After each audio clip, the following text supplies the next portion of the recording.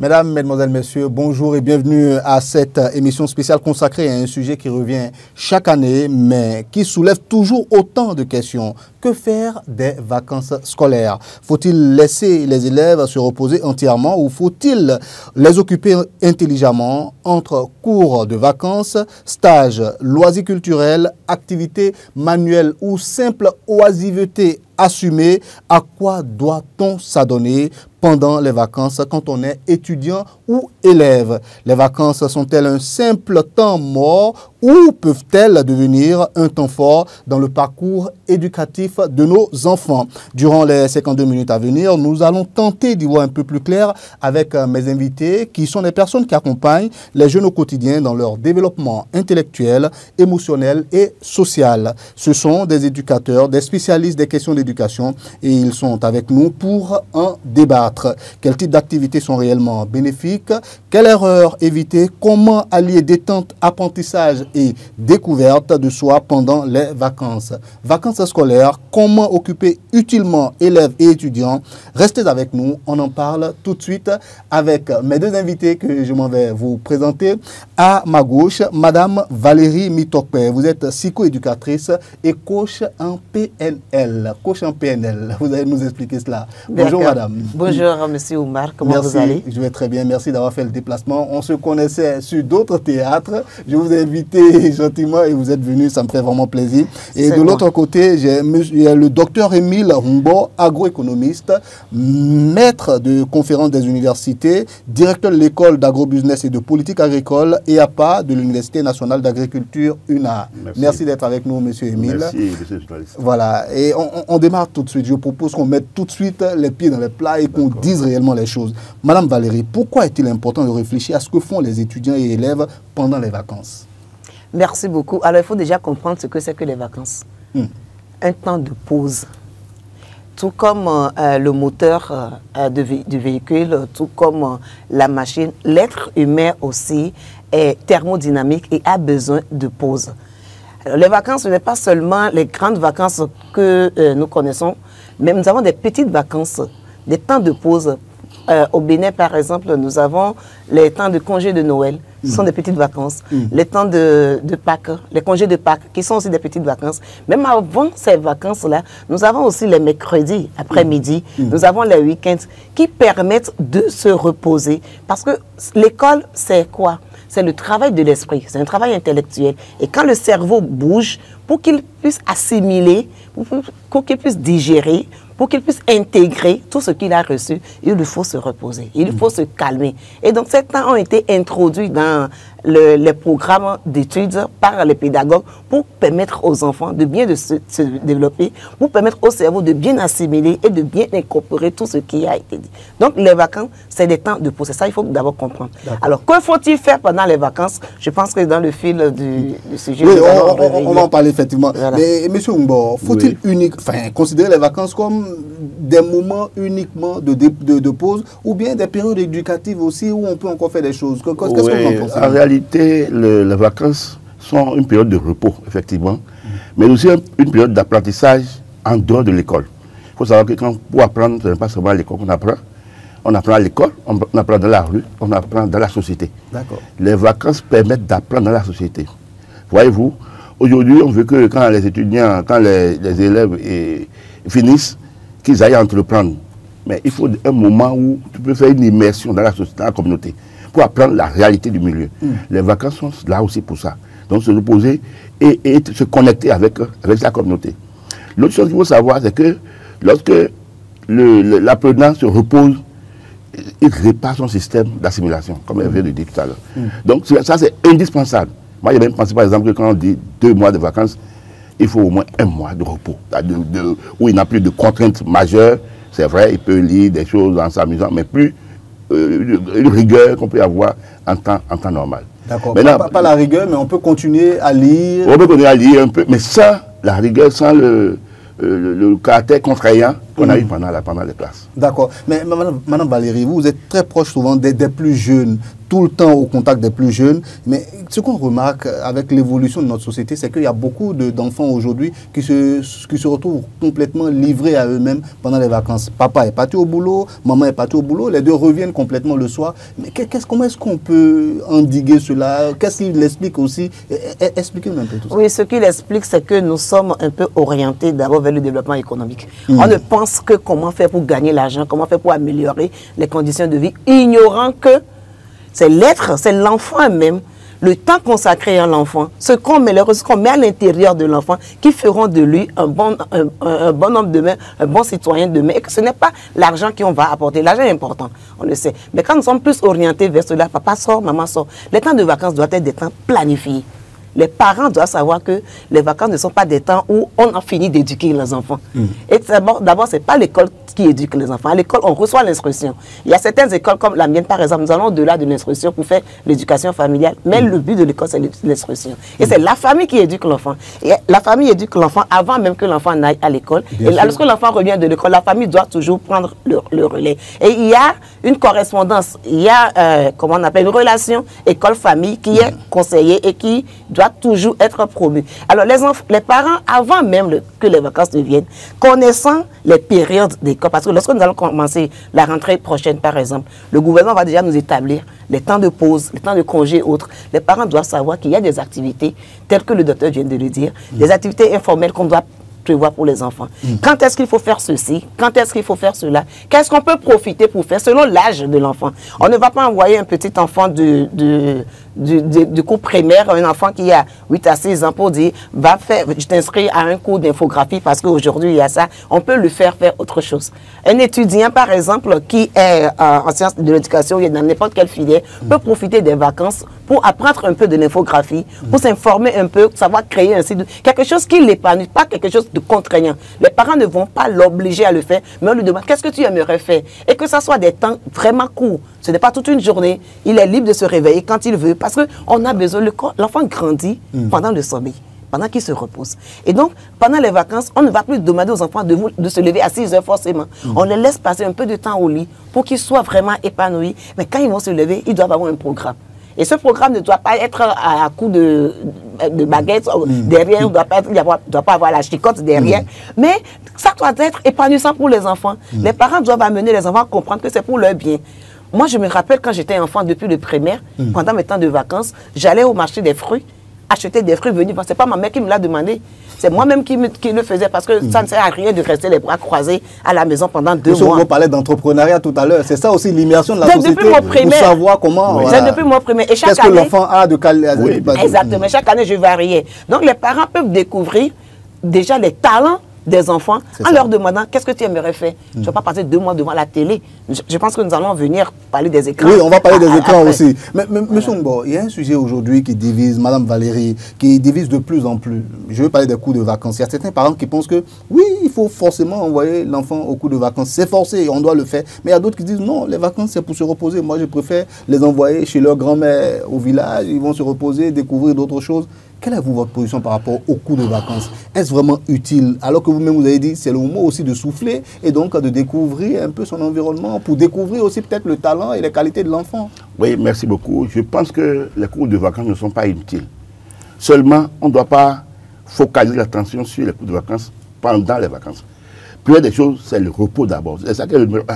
Quand on dit vacances, c'est qu'on doit se reposer, se ressourcer pour l'année qui vient. Mais pendant les vacances, on va dire de rester totalement isolé des documents. Quelqu'un qui a redoublé, par exemple, c'est l'occasion pour lui de revoir certaines notions qu'il n'a pas maîtrisées au cours de l'année et autres. Ça fait une autre lecture. Même sur un cas particulier, parce que les autres vont au cours de vacances, est-ce qu'on les fait partie même en cours de vacances encore? Il a déjà fait la classe une première fois. Oui, j'en viens. D'accord. Maintenant, je dis, lorsque l'enfant qui a redoublé essaye de revoir ce qu'il a vu au cours de l'année en cours, il y a ceux-là qui viennent de passer.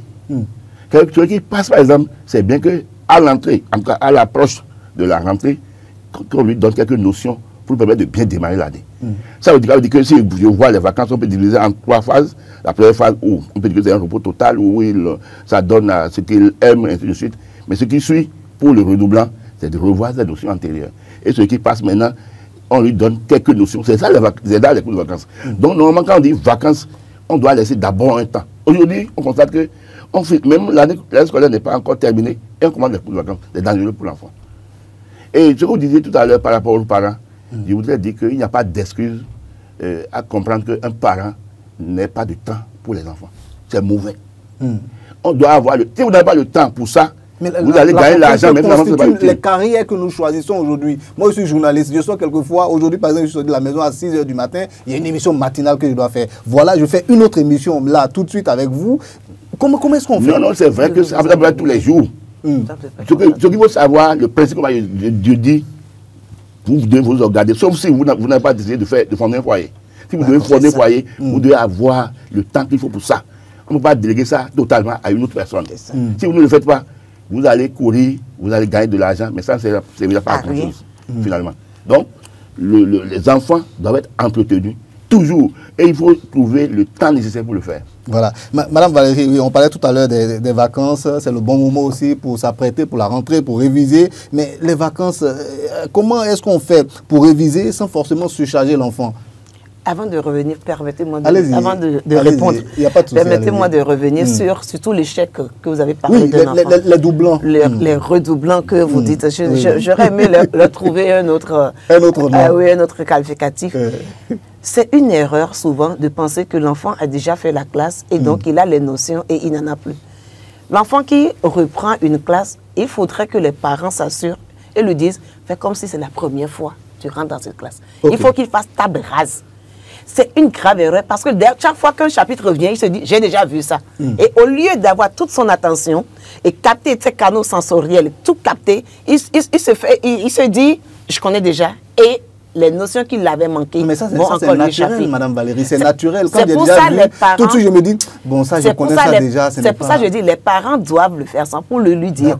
Faire comme c'est maintenant. Il faut attirer son attention. Il faut attirer son attention. C'est maintenant tu rentres dans la classe. Tu n'as jamais fait cette classe-là. Tu as fait une expérience. Et maintenant, tu vas faire une autre expérience qui sera vraiment fructueuse cette fois-ci. Et donc, de ne pas lui parler d'échec, mais de lui parler d'une expérience qui n'a pas abouti. Et donc, c'est l'occasion pour lui de refaire une autre expérience. Vous voyez, nous allons partir. Maintenant, je reviens à votre question. Au cours de vacances. Avez demandé... Les parents sont vraiment divisés aujourd'hui. Il y a certains qui disent non, pas de cours de vacances. Oui, vous voyez, les cours de vacances, tel qu'il a dit, ce n'était pas obligatoire. Moi qui suis devant vous, je n'ai jamais été au cours de vacances. J'ai mon jeune frère qui a toujours été au cours de vacances. Malheureusement, moi, j'ai toujours été celle qui a brillé. Plus. Les cours de vacances ne sont pas obligatoires. Mais qu'est-ce qui se passe? Vous aviez dit, les parents, ils ne sont pas disponibles. Et là, ce n'est pas bien. Je l'ai dit dans cet ouvrage, les parents doivent se montrer disponibles. Et surtout, émotionnellement disponibles pour les enfants. On doit pouvoir écouter les enfants. Ce n'est pas parce qu'on n'est pas disponible qu'on chasse les enfants de la maison pour que les autres s'en occupent. Non. C'est l'enfant qui souhaite. L'enfant qui a vraiment le besoin. Les parents doivent écouter pour savoir, est-ce que tu aimerais y aller? Parce que les cours de France, c'est juste pour vous donner une notion de ce qui va se passer au cours de l'année. Alors, ce n'est pas obligatoire. Si l'enfant le veut, il peut y aller. Mais si l'enfant ne le veut pas, on ne doit pas le contraindre. Parce que vous allez le contraindre, il ira là, il va rester là. Il va se faire même de mauvais amis. Il va faire l'éducation par le père, comme on le dit. Et ça peut être éducationnel. Ça peut être mauvais. Vous voyez? Donc, c'est l'enfant qui le veut.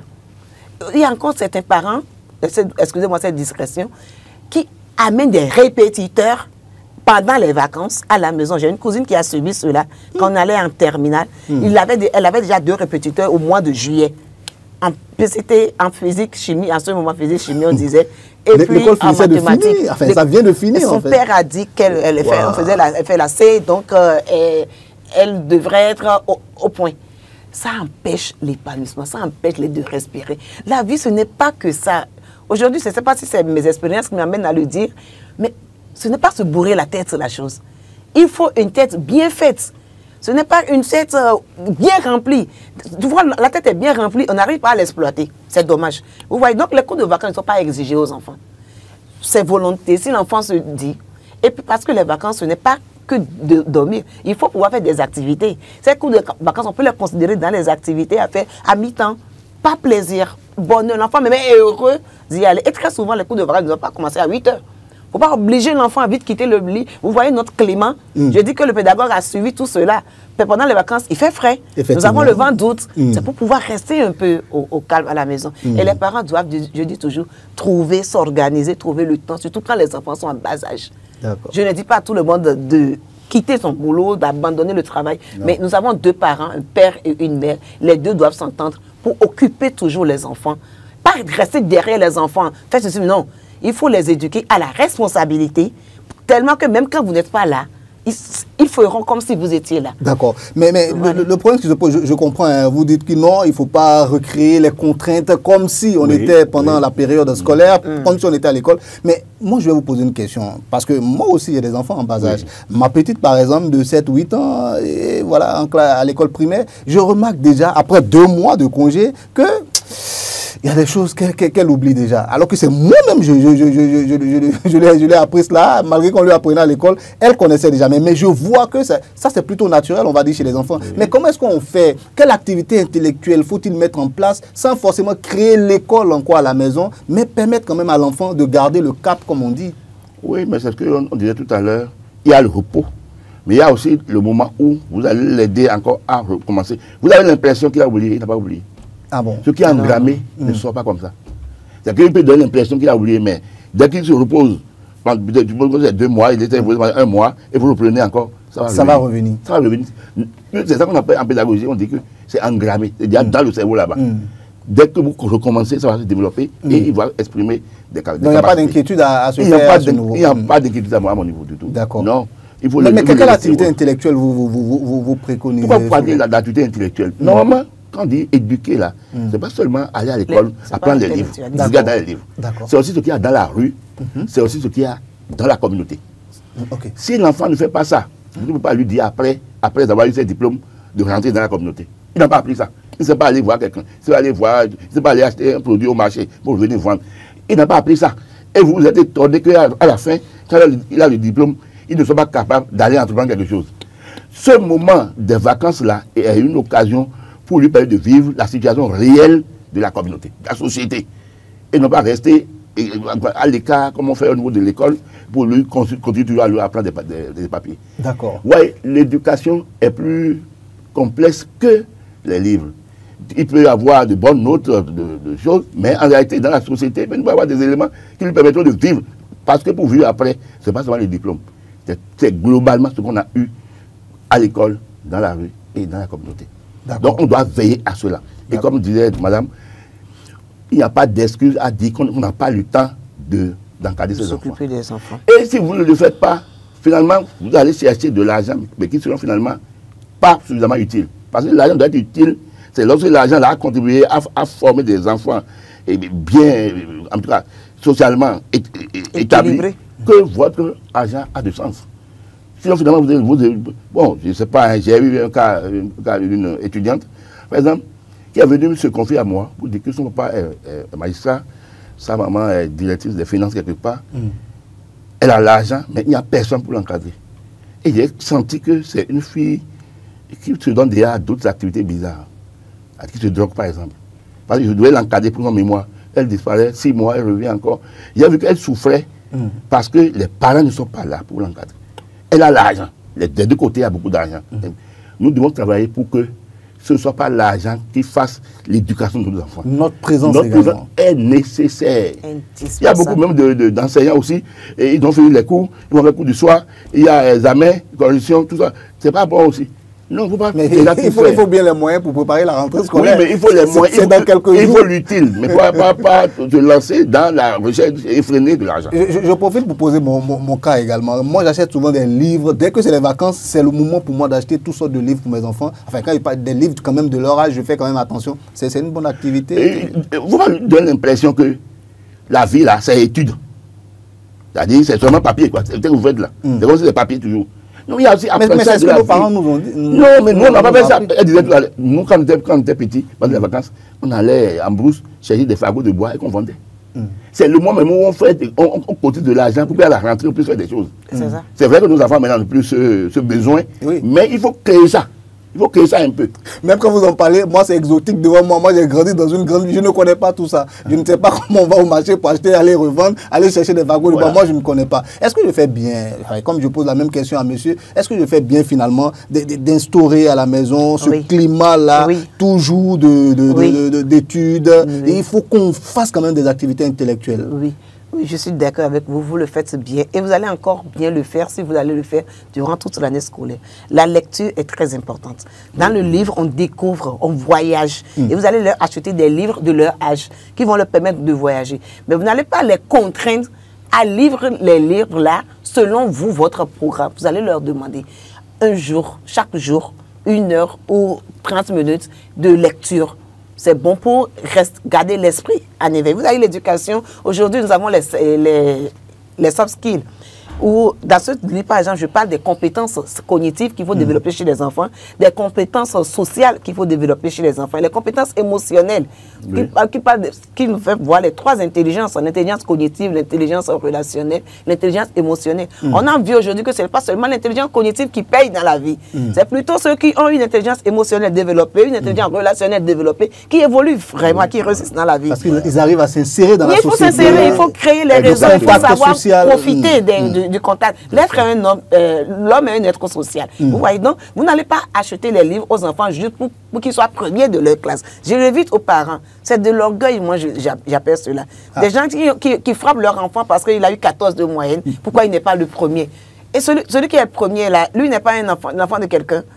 Vous voyez, c'est de l'orgueil. Que votre enfant réfléchisse, qu'il voyage à travers le livre, qu'il découvre les choses. Comme le disait Pythagore, derrière chaque lettre se cache une divinité. Oui, c'est bon de lui acheter des livres, mais ce n'est pas quand je lui achète des livres pour que tu m'amènes le résultat, pour que tu sois premier forcément de la classe. Ce n'est pas une contrainte. Il doit avoir ce plaisir-là. Vous devez lui donner, je l'ai écrit, lui donner le plaisir de la lecture aux enfants. Lui-même doit pouvoir aller même dans une librairie pour dire je veux acheter tel Disney. Ça, vous aurez bien fait. Mais si vous tu as lu aujourd'hui, quel est le résumé? À mettre le bâton, fais-moi. Non, ce n'est pas ça l'éducation. Il faut donner l'envie à l'enfant pour que l'enfant y aille de lui-même. Là, à votre absence même, il va le faire. Mais si c'est que ça devient contraignant, c'est la contrainte qu'il faut éviter.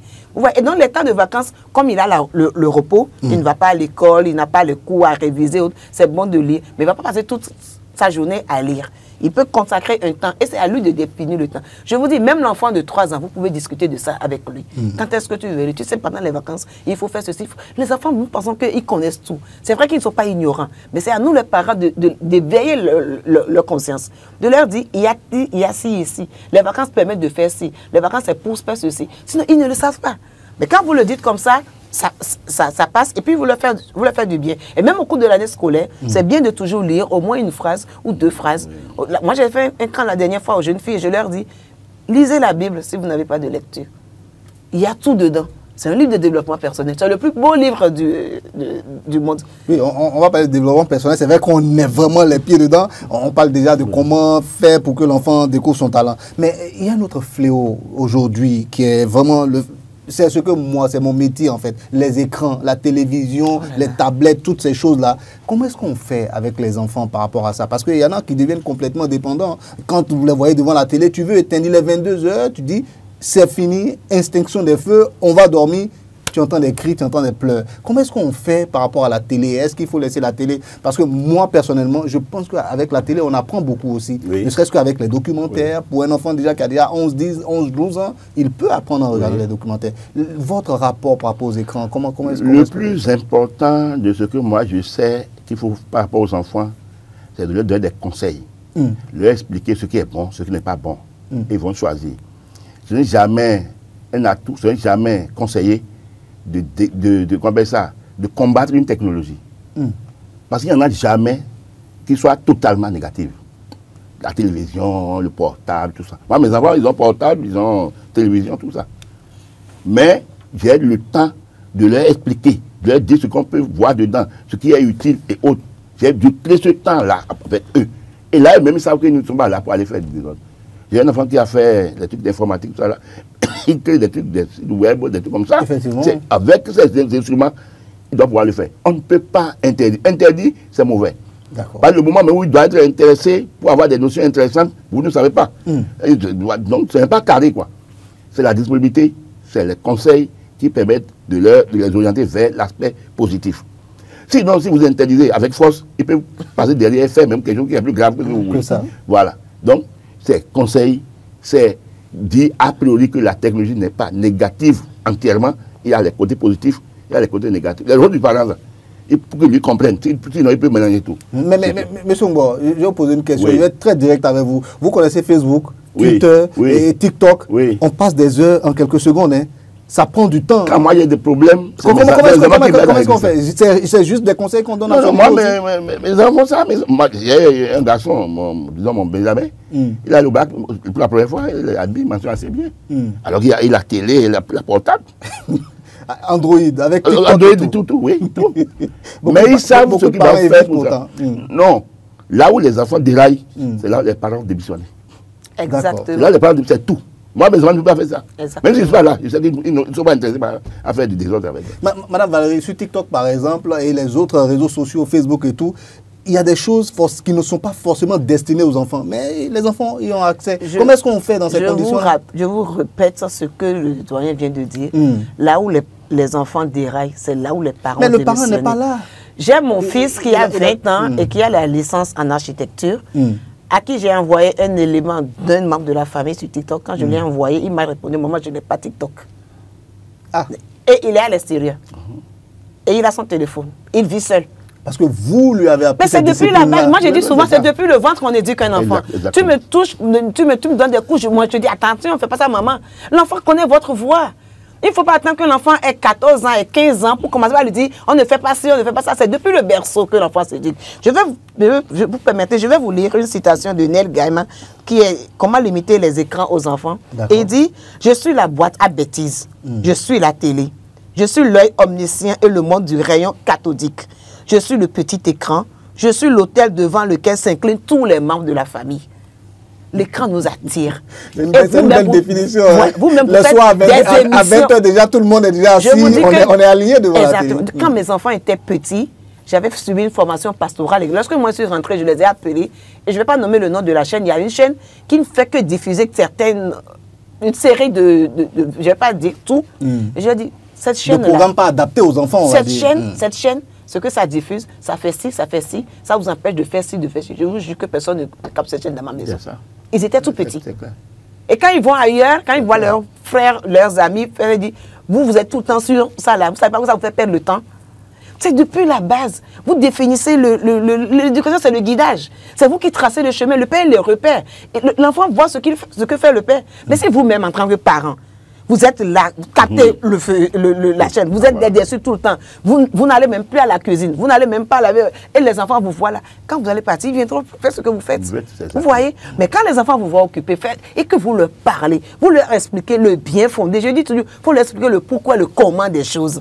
Il ne faut pas les laisser comme ça dans le vide. Ils ont besoin de vous. C'est pour ça qu'ils ne sont pas descendus du ciel. Ils ont pris pas un père et pas une mère qui doivent les encadrer, qui doivent les guider, qui doivent les orienter sur le chemin. Les enfants, vos enfants, ils seront à votre image. Excusez-moi de le dire, les enfants seront à votre image. D'accord. Merci à tous les deux. Mais avant de passer à un autre sujet qui me tient vraiment à cœur, c'est la préparation en fait de la rentrée scolaire. J'aimerais vous demander, pour finir, à tous les deux, c'est quoi des vacances réussies finalement pour un enfant? C'est quoi le baromètre? Comment est-ce qu'on fait pour savoir que, ah, mon fils, je pense que tel que j'ai fait, ces vacances-là sont bien réussies? Monsieur Ngbo. Comme je viens de vous dire, j'aimerais essayer ça en 3 parties. D'accord. Il s'est reposé. D'accord. Il est allé vers ce qui le passionne, si c'est le football ou bien si c'est aller danser, tout ça. Il tire les redoublants. On le laisse assouvir toutes ses passions. Oui, aussi. bien sûr. Okay. C'est le moment d'aller au-delà de ce qu'on fait à l'école. D'accord. Pourquoi pour devenir un citoyen complet, ce n'est pas le papier seulement. D'accord. Et nous avons commis cette erreur, même là, à la fin de l'année, on dit le premier au bac, le premier qui a eu tel jour là, c'est telle personne. C'est mauvais. Alors que lui là, il n'a fait qu'étudier. L'autre qui a mention peut-être assez bien, non seulement il est allé à l'école, mais il a entrepris, il a créé une petite unité. Il a été au champ, il a cultivé avec ses parents. Nous, on ne capitalise pas ça. Et on dit que l'autre a eu 19, mais toi tu as eu 14. Alors que tu as eu 14 avec capacité à entreprendre, à gérer une unité, c'est là qu'il faisait. Donc lui n'est pas resté tout simplement comme ça. Donc c'est l'ensemble là qui fait l'apprenant. Maintenant, s'il est un redoublant, c'est normal qu'il reprenne. C'est comme je viens de dire, en voulant reprendre, tu peux donner l'impression qu'il connaît déjà. Non. Tu reprends. Moi, j'ai fait ça quand j'étais en terminale. Je suis allé au bac 2 fois. Mais j'ai repris tout pendant pendant les vacances. Et j'ai fait des résumés des images rapides. Quand tu commences la rentrée comme ça, tu es puissant. Maintenant, si c'est quelqu'un qui passe, oui, là, il peut lire, s'il est doué, il peut lire, les documents existent, tout ça, il a les informations. Et même dans la TikTok, ils ont les informations. Tout, il y a beaucoup de choses aujourd'hui. Les enfants même qui expliquent ça. Ouais, donc il y a ça ici. Donc, les cours de vacances qu'on leur fait, ça peut être que peut-être à l'approche de la rentrée, peut-être à 2 semaines, à 3 semaines, où on les pas même pas forcer quelques notions pour permettre de démarrer. C'est ça qu'il faut faire. Dès que l'enfant a pu faire ça, il s'est amusé réellement. Il est allé au contact de la communauté pour voir la réalité, pour voir le monde professionnel. Là, il est en train de se préparer à devenir un citoyen complet. Il a cette notion pendant les vacances, il les a repris. Et puis, pour celui qui passe, il a quelques notions qui lui permettent de démarrer l'année. Je crois qu'il a réussi les vacances. Vous avez parlé des talents, des qualités des enfants. Quand un parent, par exemple, remarque chez son enfant un certain talent, parce que chez nous, il y a des talents qu'on tout de suite, on essaie de tuer chez nos enfants. Ils dessinent, on voit que ces dessins sont très beaux. C'est ça que tu vas faire. On te dit de prendre le cahier, ces dessins seuls qui va. Il joue très bien au foot, mais on tue ces talents-là. Comment est-ce qu'on fait? Comment est-ce que les parents se comportent? C'est l'ignorance. C'est l'ignorance. L'enfant devient ce qu'il aime. C'est tout mieux de faire ce qu'on aime. L'enfant devient ce qu'il aime. C'est tout mieux de faire ce qu'il aime que d'aller faire là où il travaille, là où il y a les bonnes notes. Non. Peut-être qu'il aime la danse. Vous avez vu, il y a beaucoup de gens qui sont mathématiciens et autres, mais ils sont devenus artistes. Très bons artistes et autres. Les vacances lui permettent de développer ces éléments-là, ces talents-là. Moi, j'ai un garçon, par exemple. Quand il le voit, il sent qu'il n'est pas très fort dans les papiers. Mais les jeux brutaux, là, il est très fort dedans. Maintenant, il fait le football. Et la télé est un élément important pour sa formation. Il doit pouvoir regarder les autres. Les autres, ils ne devaient pas au pays. Aujourd'hui, on me dit, ça finit là, on me dit d'acheter. Parce que c'est ça, il doit suivre Ligue, c'est lui, c'est pas suivre match pour match. Il suit match pour devenir acteur. Il est même déjà. Parce qu'il est en formation déjà. Vous voyez? Donc, il y a l'utile dans ce qu'on est en train de dire. Donc, pas des vacances comme ça, ça c'est bien comme ça. Donc, l'enfant, il faut permettre déjà à l'enfant d'aller vers ce qui le passionne. C'est comme ça qu'il a En un mot, les parents doivent être attentifs, comme si on était en période scolaire. Ce n'est pas le moment de les abandonner. Non, pas du tout. Voilà, Madame Valérie, un petit mot sur les vacances réussies. Oui, les vacances réussies aussi, c'est de permettre, d'offrir l'occasion à l'enfant de découvrir de nouveaux environnements. Vous voyez, aujourd'hui, nous vivons dans un environnement de méfiance. Nous avons ce climat de méfiance où nous n'aimons plus envoyer nos enfants chez nos frères, chez nos sœurs et autres. Malheureusement, ça étouffe les enfants. Les vacances, c'est le moment de découvrir d'autres horizons, de respirer d'autres airs frais ailleurs, de voir comment ça se passe. Même si je vis à Glo, pendant les vacances, je peux aller, même si c'est à Kassato. Même si l'enfant est trop petit, je ne peux pas le laisser ça, je peux l'amener. Il faut que les vacances soient des moments où on doit sortir du cadre familial. C'est bon pour le cerveau. Le cerveau doit avoir du nouveau. Et l'enfant revient avec cela. Parce qu'au cours, par exemple, on demande pendant la rentrée scolaire, on demande aux enfants des récits, des endroits visités. Ouais, quand l'enfant n'a pas visité, il sera difficile pour lui de bien répondre à cela. Donc, les vacances, c'est des moments de repos. Ça, il faut le souligner. C'est des moments de grand repos. Ce n'est pas des moments d'exposition aux écrans. Les enfants, vous devez avoir un accord, un contrat. Il y a un temps pour les écrans et on ne peut plus. Donc, il faut faire soi les enfants et leur dire de telle à telle heure. C'est pas à vous de leur dire, vous allez discuter. Vous allez discuter, c'est à eux de sortir. Un peu comme nous faisons l'approche par compétence dans les cours où l'enfant est au centre. Et c'est l'enfant même qui arrive à connaître, à définir son savoir. Le maître est comme un facilitateur. Les parents sont des facilitateurs à la maison. Quand vous avez des enfants, même à 2 ans, et comme ça, vous leur apprenez le leadership. Vous les faites asseoir. Et ils savent qu'on discute. On n'impose pas. On n'aura plus de leadership autocratique plus tard. Vous voyez, il y a telle chose. La télé, il y a tel les écrans, il y a ceci de bon. Vous pouvez découvrir ceci. Mais il y a aussi le revers de la situation. Les mobiles, les Facebook. Entre-temps, moi, j'avais vu ma fille poster quelque chose sur son statut. Elle était aussi à l'extérieur. Je l'ai interrogée, elle me dit, attention, on te lit par rapport à ce que tu postes. Quand tu postes ça, on peut penser que tu es tel. Et elle a dit, ah bon, maman, elle a supprimé en même temps, elle n'a plus jamais refait ça. Ils ne savent pas. Donc, vous devez pouvoir les suivre, discuter avec eux. Alors, vous savez, moi, je ne serai pas là. Je vais sortir demain de 8h à 16h. Qu'est-ce que vous voulez aller faire pendant ce temps? On a prévu aller peut-être quelque part, ce n'est pas, mais vous serez à la maison. Et s'ils n'ont pas d'idées, donnez-leur les idées. Et si on faisait ceci, moi j'avais fait quelque chose, on allait jouer au ballon ensemble, mais on suivait la télé ensemble, et on allait à la cuisine ensemble. Et le temps du bain aussi, chacun va s'asseoir pour prendre le bain. On arrangeait les chambres ensemble quand ils étaient petits. Et quand ils prennent le pli là, vous allez dormir après, les pieds en l'air. Tranquille. Vous êtes tranquille. Par rapport aux activités qu'il faut faire, je sais que vous, par exemple, vous êtes très actif dans ce sens-là, vous organisez même des camps pour les jeunes filles et Oui. tout. Oui, dites-moi, quel type d'activité est recommandé pour les enfants, pour essayer justement de sortir le talent, pour voir ce qu'ils aiment? Oui. Qu'est-ce qu'on fait finalement Oui. comme activité? Il y a aujourd'hui beaucoup de camps. Mais j'ai fait un camp récemment, il y a 2 semaines, avec les jeunes filles. Nous avons quitté la ville. Nous sommes allés dans une ferme, nous sommes allés à Rekame. Passer 1 semaine. Et je leur ai fait un coaching, de développement personnel. Les filles étaient épanouies. Je vous jure que à l'arrivée, à la découverte, le premier jour, on ne se connaissait d'Adam, les parents les ont déposées, elles étaient toutes dépaysées. Mais le 2e jour, les filles de 3e, les filles, est-ce qu'on peut prolonger? Parce que ça les a changées. Et mais pourquoi vous voulez aller à la maison maintenant, c'est juste les 4 murs là. Ouais, donc il y a de ces choses-là. Et c'est aux parents de découvrir cela, aux parents d'initier. Les enfants ne savent pas ce qui existe. Il y a une question que j'ai envie de poser, mais je pense que ça va vous faire pouffer de rire. Mais le parent, il va à quelle école pour devenir un bon parent finalement? Parce que tout ce que vous dites là, vous nous mettez beaucoup de choses sur la tête. Moi, je me sens parent. Tout ce que je vous dis, vous me dites non, c'est pas le bon, il faut faire ci plutôt. Comment on fait pour devenir un bon parent finalement? Monsieur Omar, ça, regardez ici, éducation intégrale, c'est qu'une formule éducative pour les parents d'aujourd'hui. Si les parents ne savent pas, nous avons eu la chance aujourd'hui, nous avons fait la psychologie, l'éducation, nous mettons des ressources à leur disposition. Il faut être parent, ça prend. Et aujourd'hui, nous avons cette malchance où nous avons des jeunes qui n'ont pas fini, des enfants qui n'ont pas fini d'être enfants, qui sont devenus parents. Un enfant qui fait enfant à 18 ans, 20 ans, il va l'élever comment? Et lui-même n'a pas fini sa formation, il n'a pas sa maturité. Et donc, il faudrait qu'il s'informe. Et aujourd'hui, en dehors des livres, nous avons aussi beaucoup de sites.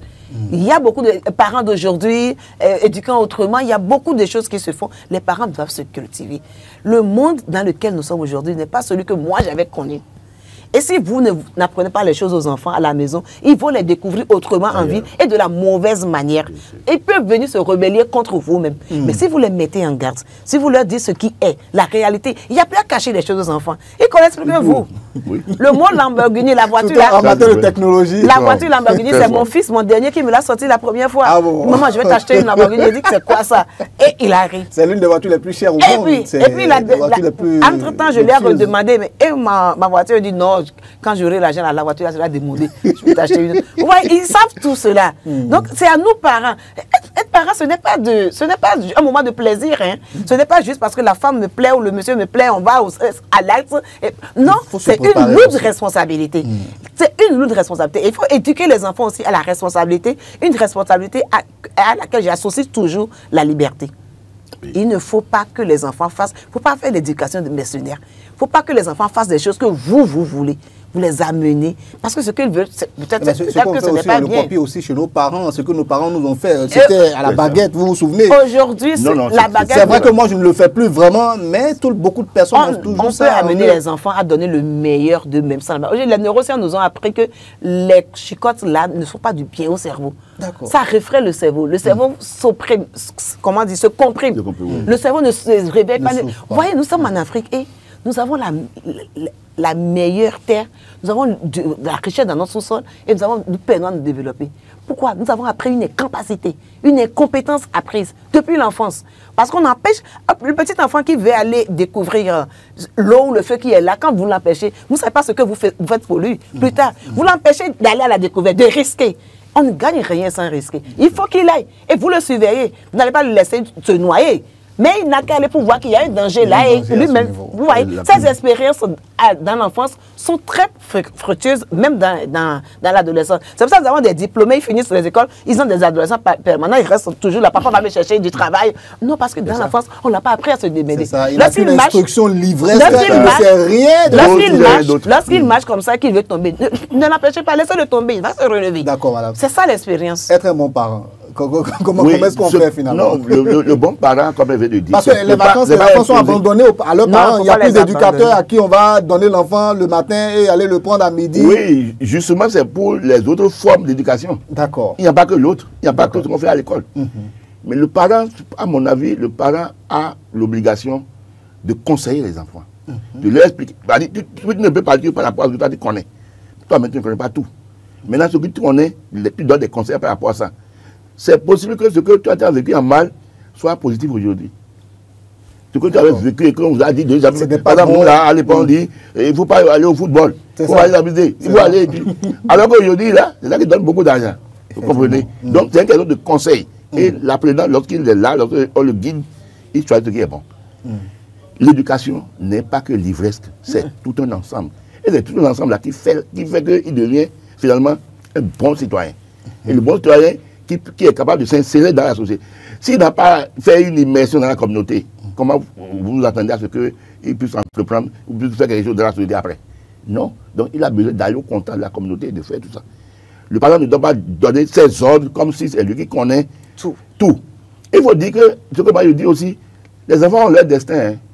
C'est-à-dire, ce n'est pas forcément ce que vous voulez qu'ils vont devenir. Moi, je n'impose aucune formation à mes enfants. Je donne des conseils et tout. Mais je ne vais pas dire, mon enfant sera médecin, mon enfant sera... Non, pas du tout. Ça peut ne pas être ce qui est bon pour lui. Parce que chaque enfant a son destin, son talent. Toi, tu es là comme un guide qui donne des conseils et tu ne vas pas parce que toi, tu connais. Mais ce qui existe maintenant peut ne pas être forcément dans le sens que toi, tu fais. Les réalités ne sont pas les mêmes. Et c'est comme ça qu'il faut aller. Et permettre à l'enfant de développer ses talents, de développer ce qu'il aime, ce qui le passionne.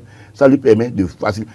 Vous savez, un chômeur qui chôme après avoir fait une formation dans un métier qu'il aime, est plus heureux, en tout cas, est moins triste.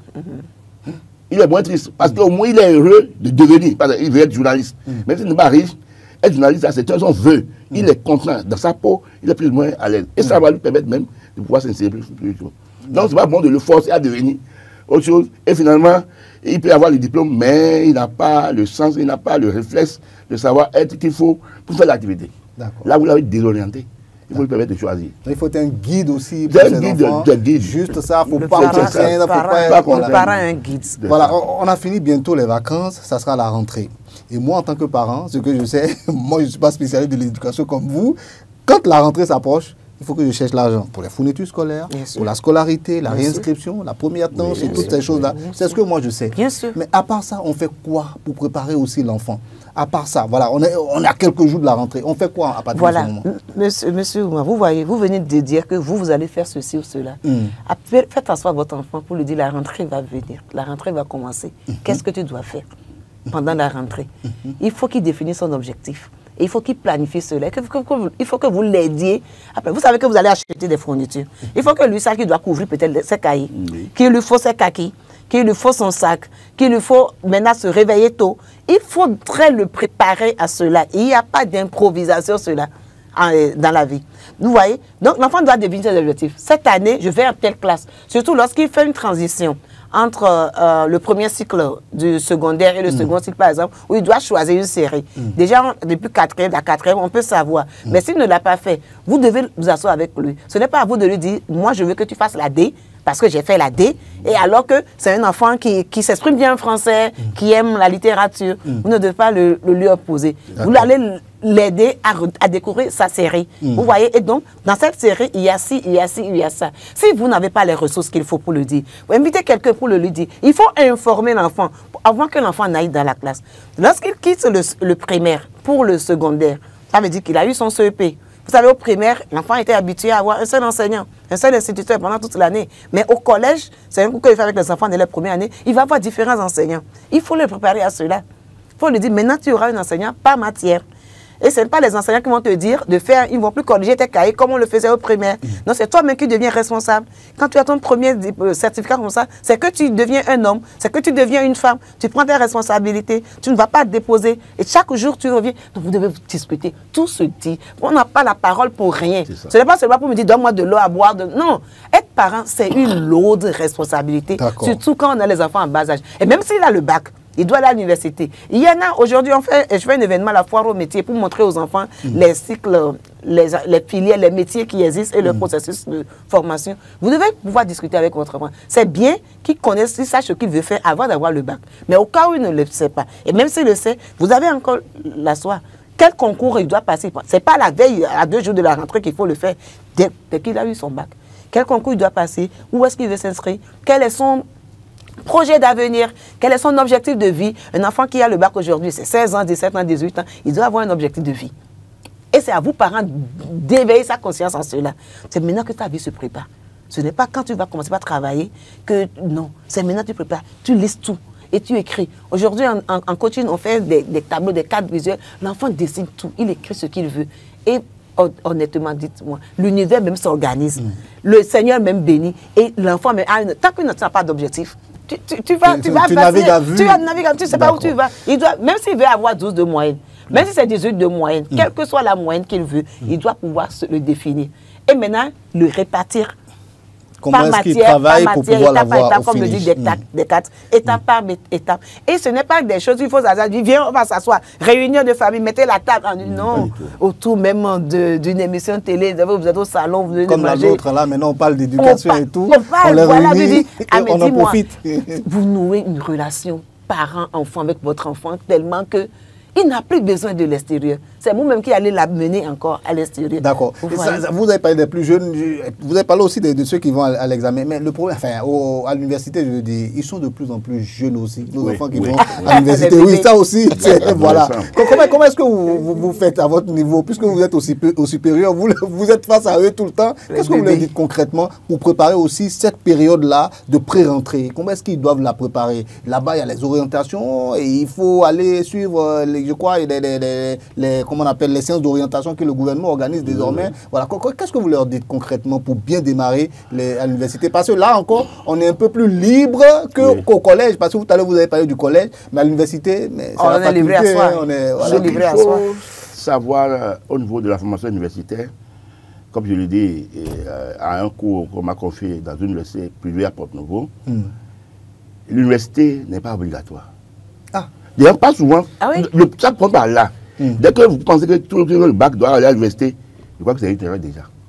Pour la réussite future dans la communauté. Donc, si je dis, viens aller à l'université, il faut que je sache ce que je vais aller y faire. C'est de ça qu'il s'agit. C'est par là qu'il faut commencer d'abord.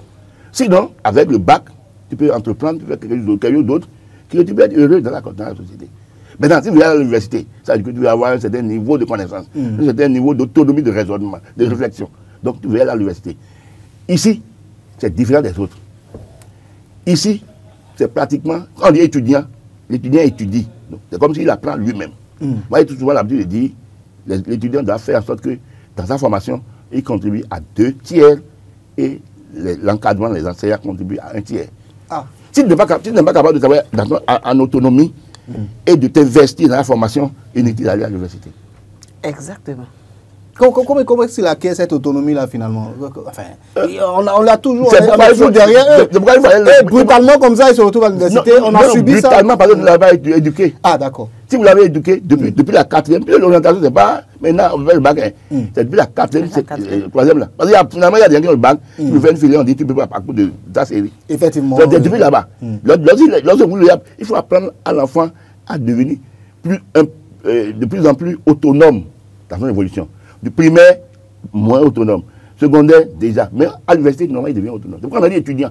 Un étudiant peut étudier. Quand il a fait la terminale, il a atteint un niveau où il lit tout document, il peut comprendre. Anglais, français, mathématiques, tout ça. Ça veut dire qu'il peut faire maintenant quelque chose pour la vie. Donc c'est ça maintenant qu'il faut faire pour l'université. Et là, si tu fais l'université, ça te permet d'avoir un niveau plus élevé, de connaissances et tout ça. Quand on ne dit pas ça à l'apprenant, il vient à l'université. Vous voyez qu'il n'a pas le talent, la capacité de faire l'université. Il pourrait même faire autre chose, mais il laisse ça, il perd son temps.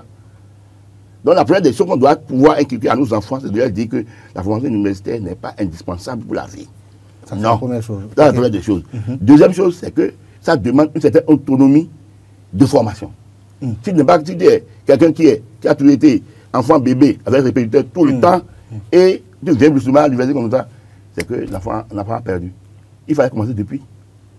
Il fallait commencer déjà à lui apprendre à aller chercher des choses lui-même. Et quand il va à l'université, vous nous donnez des sueurs froides parce que c'est l'habitude qu'on a tous aujourd'hui. Mettre de maison, tout ça. Maintenant, le premier pose, quel que soit l'âge que tu commences l'université, tu es majeur. On va dire que tu es mineur. C'est comme il y a des 16 ans que le bac. C'est comme un mineur émancipé. Émancipé, c'est des mineurs émancipés. Tu dis étudiant, étudie. L'étudiant ne peut pas être là, il doit faire répétiteur, il doit faire ce que tu veux. Non. Donc c'est là qu'il doit apprendre maintenant l'utile pour ce qu'il veut devenir. D'accord. Toi, tu peux être derrière. Si tu es derrière, ça dit, il y a un parent hier, je lui disais ça. Si il a le bac là, ça veut dire que normalement il doit. Et il lui disait que mieux mieux discuter avec lui qu'avec vous. Le papa ne connaît pas ce que l'enfant a fait. Ouais, non. Donc il faut apprendre à laisser l'enfant. Moi, mes enfants sont allés à l'université, je n'ai jamais rien fait pour mes enfants. Choisir filière, aller dans leur faculté, pour dire que je me mets à l'université. C'est eux qui font tout ça, c'est fini. Il faut apprendre l'enfant à être autonome pour conduire son destin. Sa vie. D'accord. On est presque à la fin, mais j'aimerais quand même qu'on parle quand même des jeunes filles, parce que c'est un cas assez spécifique aussi, qui vont à l'université. C'est leur premier, c'est nos adolescents, 16, 18 ans, c'est la tranche d'âge généralement pour aller à l'université. Quel est le conseil que vous leur donnez quand vous leur recevez, quand vous leur parlez en tant que psychologue, enfin psycho-éducatrice? Qu'est-ce que vous leur dites aux jeunes filles, par exemple? Alors, pour préparer bien leur oui, permettez-moi de dire que le problème des enfants de 16 ans à l'université, au Bénin, nous allons finir par le résoudre. Parce que le Conseil national de l'éducation a pris, c'est pas... des résolutions. Oui. Depuis le primaire, depuis le CI, voir l'âge d'entrée en CI. Puisque nous fonctionnons avec l'approche Jean Piaget de la construction, oui, des étapes. Donc ça ne va plus se produire finalement. Donc à un moment, on va l'éviter. Il y a des, comment on appelle, il y a des surdoués qui ont le talent. Ils sont combien sur la masse? Ils sont combien? Et ça là, c'est un problème sérieux. Ils sont combien? En réalité, vous allez en Chine, par exemple, tu ne peux pas commencer le CI avant 6 ans. Ça vous savez, plus l'enfant est âgé avant de commencer le CI, plus c'est bon pour lui. Plus c'est bon pour lui. C'est le contraire que nous faisons ici. Ah bon? Mais l'enfant qui a le bac à 14 ans, là, qui fait diplôme d'ingénieur, il a 19 ans, il peut faire quoi?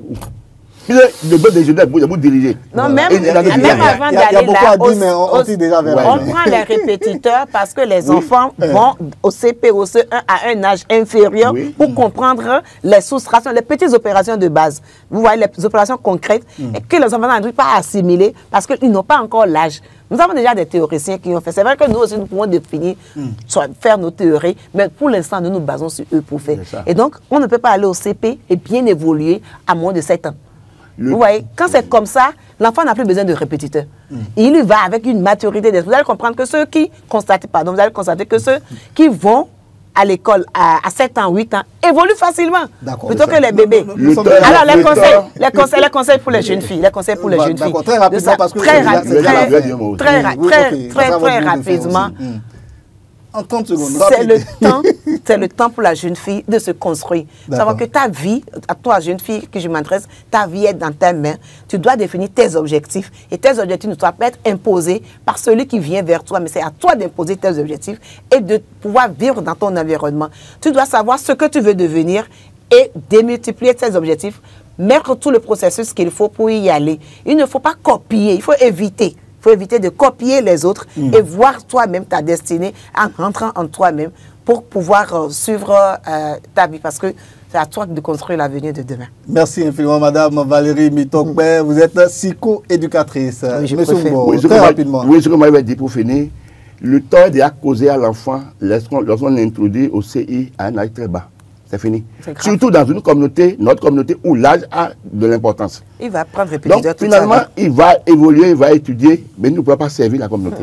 Parce qu'il a un grand diplôme et un petit âge. Vous savez, pour diriger une entité chez nous, en tout cas en Afrique, il faut avoir un certain âge. Donc ce n'est pas la peine de courir pour commencer. Il faut partir pour... Voilà. L'autre chose, l'orientation commence déjà depuis la 4e, 3e. Donc si on doit orienter les enfants, c'est depuis là-bas. Il faut les apprendre à acquérir une certaine autonomie pour qu'ils deviennent totalement autonomes à l'université. À l'université, il faut leur dire, ils vont apprendre eux-mêmes. D'accord. Merci infiniment à tous les deux. Docteur Émile Ungbo, vous êtes le directeur de l'école d'agro-business et de politique agricole EAPA de l'Université nationale d'agriculture. Oui, merci infiniment d'avoir été sur ce plateau. Mais je vous fais promettre quand même, il faut qu'on continue. Dès que la rentrée va arriver, il faut qu'on fasse une autre émission pour dire comment, madame, c'est promis, vous serez là. Voilà. Mesdames, messieurs, prenez donc le rendez-vous. Ça se passe sur Eden TV. Donc, on parlait donc d'éducation, on parlait justement des vacances scolaires. Comment est-ce que on occupe utilement les enfants pendant les vacances scolaires, comment gérer les vacances et la transition vers la rentrée scolaire. Voilà, on n'a pas la prétention d'avoir tout dit, on a essayé de faire ce qu'on a pu. Merci infiniment de nous avoir suivis. Très bonne suite des programmes sur Eden TV. Le bonheur d'être à vous.